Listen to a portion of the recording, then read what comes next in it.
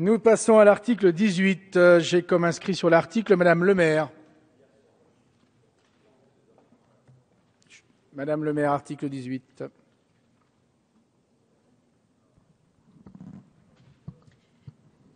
Cet article est un article important. Il concerne l'obligation de parité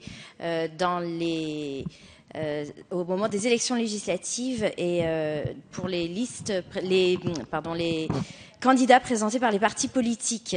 C'est un amendement qui a été déposé par le président du groupe socialiste de l'Assemblée nationale, Bruno Le Roux, à partir d'un constat, celui que l'Assemblée nationale n'est toujours aujourd'hui composée de femmes qu'à hauteur de 26,9%, que la France se trouve au 36e rang mondial, 10e rang européen, et je ne ferai pas l'affront à mes collègues de citer la Suède, l'Islande, la Finlande, la Norvège ou le Danemark comme étant les pays les plus progressistes sur ce sujet. Vous me direz, nous discutons de l'égalité entre les femmes et les hommes, et si je me fie à la composition actuelle de l'hémicycle, on pourrait penser que c'est une assemblée très largement féminine. La réalité est tout autre, et je conseillerais aux personnes qui assistent à nos débats ou qui nous regardent à la télévision de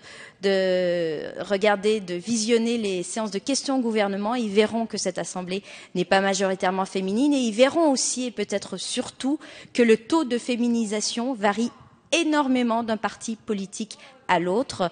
C'est visible, et c'est visible entre la droite et la gauche. Toujours est-il que M. Le Roux a souhaité renforcer les sanctions financières qui doivent dorénavant peser sur les partis politiques lorsqu'ils ne respectent pas leurs obligations, en faisant passer le taux de réduction du montant de l'aide publique de la première fraction de 75% à 200%.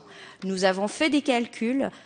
Il n'apparaît pas qu'une telle modification violerait le principe de nécessité des peines, selon la jurisprudence du Conseil constitutionnel, ni qu'elle porterait atteinte au principe du pluralisme politique qui est inscrit à l'article 4 de la Constitution, puisque nous ne dépasserions pas la marge qui transformerait ce taux en sanction.